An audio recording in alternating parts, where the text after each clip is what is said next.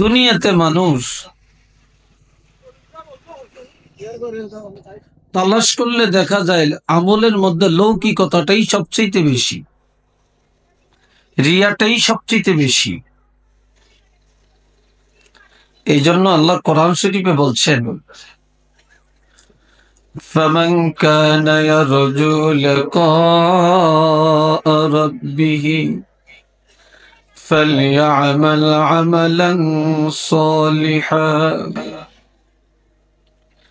وَلَا يُشْرِكْ بِعِبَادَةِ رَبِّهِ أَحَدًا।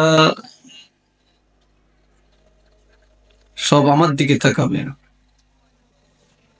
রাস্তায় দাঁড়িয়ে থাকবেন না, সব ভিতরে এসে বসে যাবেন। আমরা তো সবাই আল্লাহকে চাই।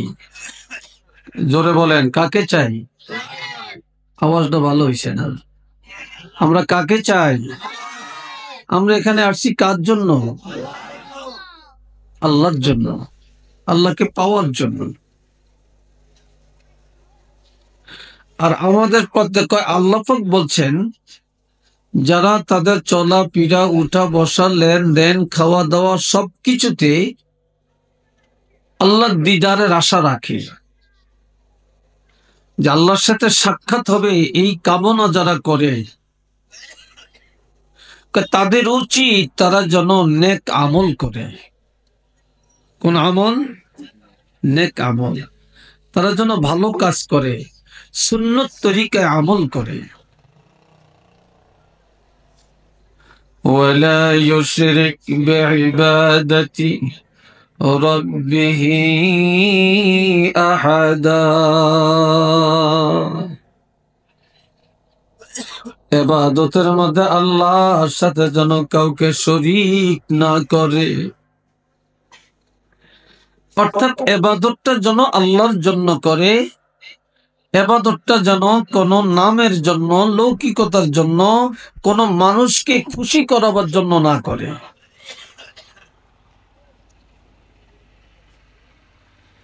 কিয়ামতের ময়দানে আল্লাহ তিন ব্যক্তিকে ডাক দিবেন। একজন শহীদ, একজন কারি, একজন দানকারী। শহীদ যে ইসলামের জন্য শাহাদাত বরণ করছে, একজন কারি যে সুন্দরভাবে কোরআন তেলাওয়াত করতে জানে, একজন দানকারী যার দানে সমাজের অনেক উন্নয়ন, মসজিদ মাদ্রাসার অনেক উন্নয়ন হয়েছে, সমাজের অনেক উন্নয়ন হয়েছে, এমন একজন দানকারী। আল্লাহ ডাক দিবেন, শহীদকে বলবে, শহীদ, কি জন্য তুমি শহীদ হয়েছ? শহীদ বলবে, লিওয়াজহিকা, আপনার জন্য। কার জন্য? আপনার জন্য। আপনি আল্লাহকে পাওয়ার জন্য। আল্লাহ বলবেন, কাযযাবতা, তুমি বড় মিথ্যু, তুমি বড় মিথ্যাবাদী। তুমি আমার জন্য শহীদ হও নাই, তুমি শহীদ হয়েছ তোমার বীর বাহাদুরি প্রদর্শনের জন্য, বীর বিক্রম উপাধি পাওয়ার জন্য, সাহসিকতার পরিচয় দেওয়ার জন্য, বাহবা নেওয়ার জন্য। তুমি যা চাইছো তা দুনিয়াতে পাইছো, বাহবা পাইছো, বীর উত্তম খেলাফত পাইছো, সাহসিকতার খেলাফত পাইছো, যা চাওয়ার তা পাইয়া গেছো, আমার থেকে পাওয়ার আর কিছু নাই। তখন অর্ডার হবে, ফাসহিবা আলান নার, তাকে জাহান্নামে ফেলে দেওয়া হোক। ফাউলকিয়া ফিন্নার, তখন তাকে উবুর করে জাহান্নামে নিক্ষেপ করা হবে। একটু নাউজুবিল্লাহ বলেন, আর একটু জোরে।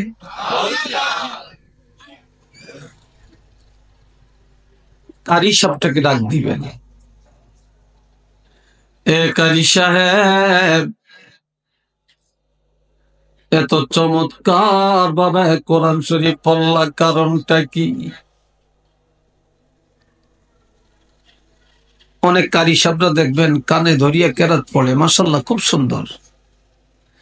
আবার অনেক কারি সাহেবরা এখন এমন কেরাত পড়ে শ্রোতারা আল্লাহু আকবার কে চিল্লিয়ে উঠে, ঠিক কিনা?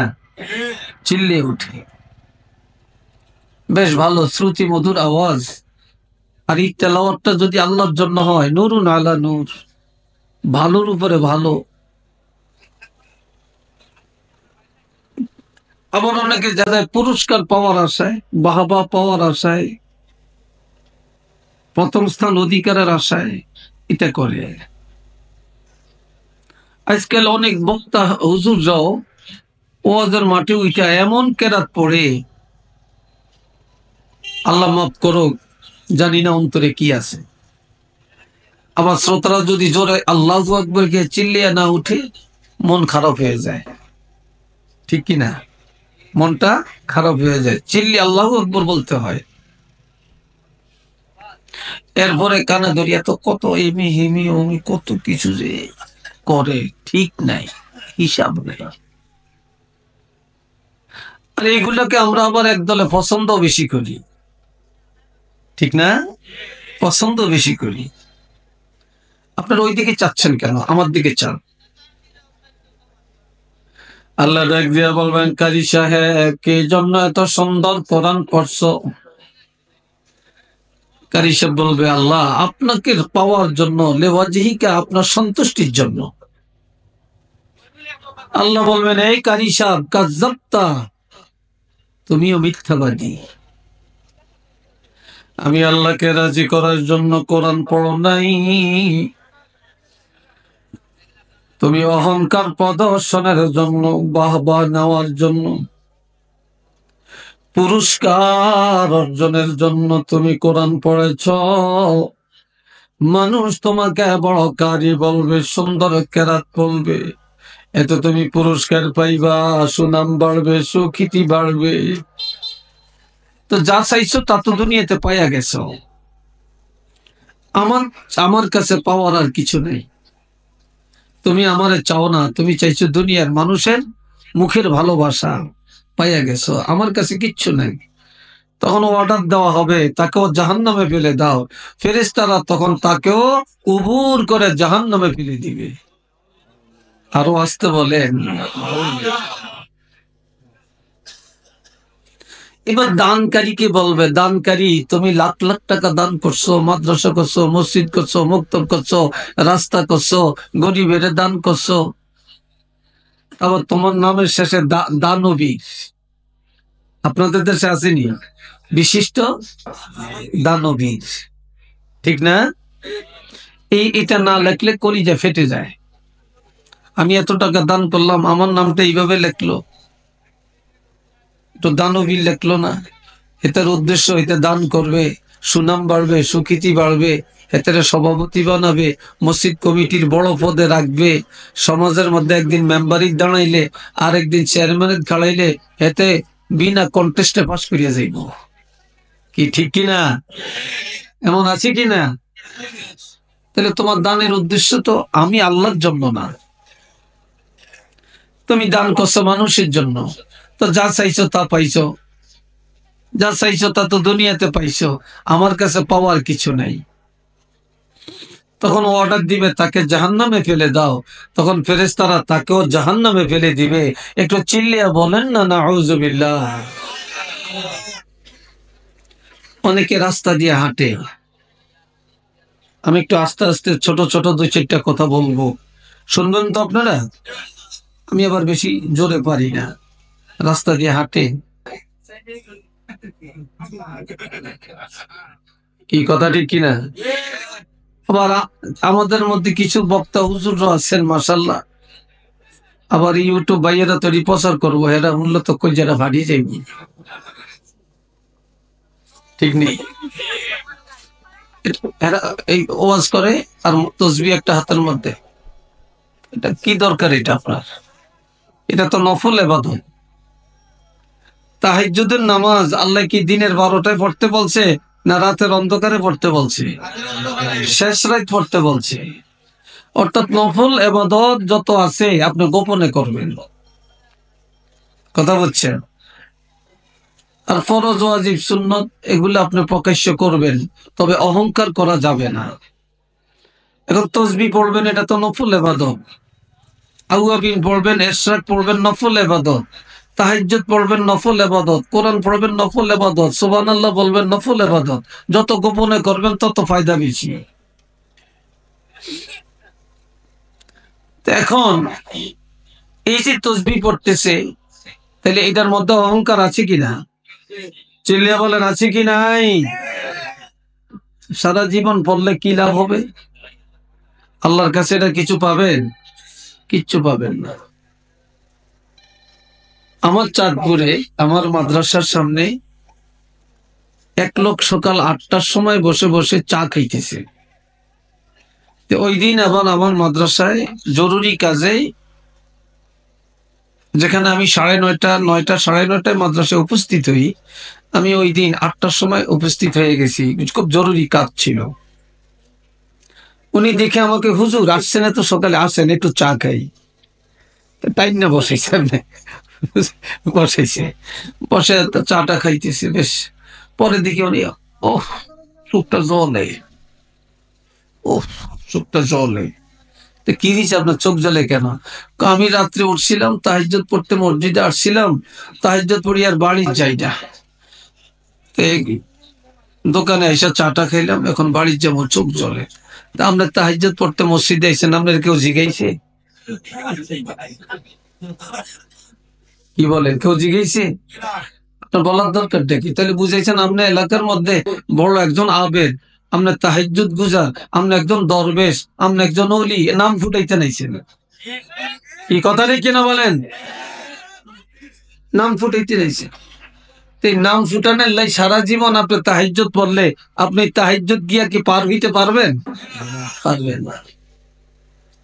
আল্লাহ আপনার তৌফিক দিছে, আপনি হজ করবেন, উমরা করবেন, মনে চাইছে মদিনায় যাবেন, মক্কা শরীফ যাবেন, এটা তো ভালো কথা, ঠিক না? কয়জনের ভাগ্যে আছে মক্কা শরীফ যাওয়া আর মদিনা শরীফ যাওয়া? আপনার পাসপোর্ট একটা করছেন, যে এখন ইমাম সাহেব হুজুর দোয়া করিয়েন, পাসপোর্ট করছি, আমরা হাজবেন্ড ওয়াইফ যাই। কি ঠেলা! একটু নাউজুবিল্লাহ কন্যা, কথা ঠিক কিনা? আবার অনেকে কয় ইনশাল্লাহ বিষয় করছি হুজুর, উমরা যাবো, আমাকে ফ্যামিলির আমরা 4 জন যাবো ইনশাল্লাহ, দোয়া করিয়া। এখন আপনি হজ করে আসছেন, আপনার নামের শেষে আলহাজ লিখতে হবে কেন? হাজি লিখতে হবে কেন? হাজির বাড়ি লিখতে হবে কেন? হাজির মার্কেট লিখতে হবে কেন? তাহলে বোঝা গেল আপনার মার্কেটের নাম ফুটানোর জন্য, বাড়ির নাম ফুটানোর জন্য, আপনার নামের আগে হাজি বসানোর জন্য আপনি হজ করছেন। আপনার হাজি না কইলে, আলহাজ না কইলে কই যা ফেটে যাইতেছে, তাহলে আপনার কোন পদের হাজি সাহেব হইলেন? কি কথা ঠিক কিনা? আপনার নামাজ পড়ছেন, নামাজি বলা হয় না। আপনার রোজা রাখছেন, রোজাদার বলা হয় না। আপনি হজ করছেন, আপনাকে হাজি বলতে হবে। কি কথা ঠিক না? আপনাকে হাজি বলতে হবে কেন? আবার হজ করতে যাবেন, আপনি প্রচার করেন, দোয়া করেন, যাইতে আসি, এমি যায় হেমি যায়, ইতেরে জানায়, হিতেরে জানায়, ওইতেরে জানায়। আবার যেদিন বিদায় হয়ে যাবে সেদিন সব 14 গোষ্ঠী দাওয়াত দেয়, গরু কাটিয়া খাওয়ায়। কি কথা ঠিক কিনা? আপনার নামাজ যেমন ফরজ, হজ যেমন ফরজ, তারপরে নামের জন্য এটা করেন কেন? তাহলে এই নামের জন্য যদি আপনি হজ করেন, ওইখান সব এদিকে তাকিয়ে রয়েছে, আশ্চর্য লাগে, আপনাদের খুব খারাপ লাগে। এটা আপনারা কেন চাবেন ওইদিকে আমাকে বলেন? এই গেটে কি আছে বলেন? কোন জিন আছে না ভূত আছে?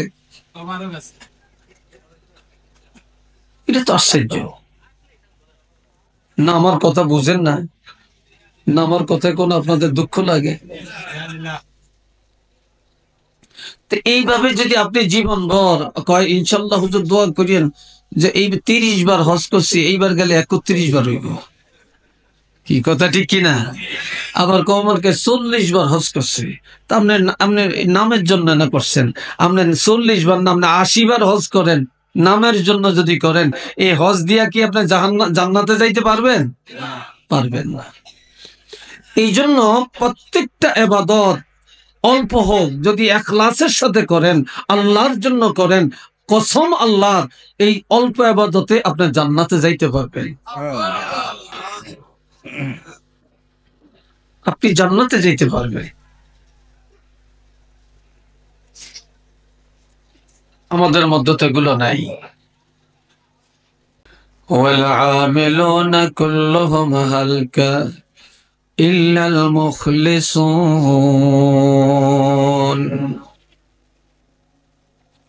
আবার কিছু মানুষ আছে আমল করেও ধ্বংস হয়ে যাবে, ভালো কাজ করেও ধ্বংস হয়ে যাবে। কারো কাজ হয়, আমল হয় আল্লাহর জন্য, আর কারো জিন্দিগির আমলগুলি হয় মানুষকে দেখানোর জন্য, তাই না? যেটাকে বলি রিয়া বা লৌকিকতা। কেউ যদি নামাজ পড়ে মানুষকে দেখানোর জন্য, নামের জন্য,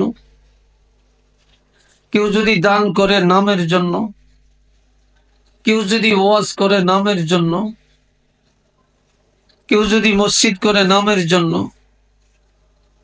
কেউ যদি হজ করে নামের জন্য, মানুষকে দেখানোর জন্য, তাহলে এই ভালো কাজগুলি করেও সে ধ্বংস হয়ে যাবে, সে জাহান্নামে যাবে। আর যারা আমলগুলি করে আল্লাহর জন্য, একমাত্র তারাই জান্নাতে যাবে, তারাই রক্ষা পাবে।